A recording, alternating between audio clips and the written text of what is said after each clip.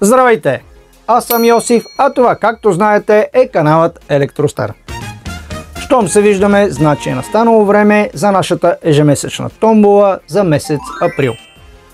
Както знаете, в края на всеки месец организирам томбола, в която тегля един от всички абонирали се за канала и му изпращам като подарък такава рекламна фанелка на канала и подарък изненада, предоставена от нашият спонсор, фирмата Whiteball.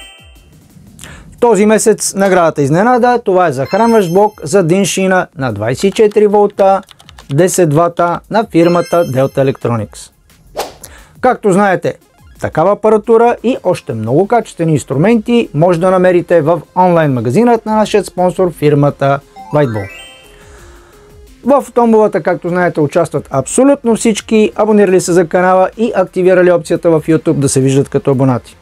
Тези, които не са активирали тази опция, могат да споделят някое видео или да коментират такова. По този начин аз ги виждам и ги добавям към томболата за следващия месец.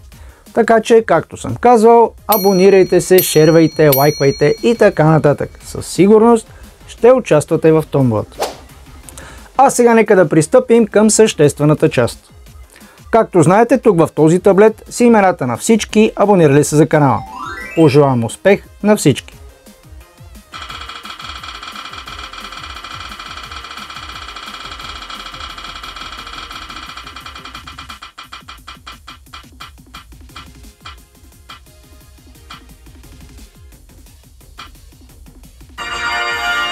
И така, печелившият за месец април е Христо Здравков. Ще се свържа с печелившия, независимо къде е по света, за точен адрес, на който да му изпратя подаръците и за цвят и размер на фанелката.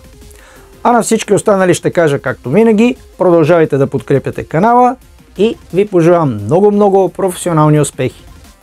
Чао, чао!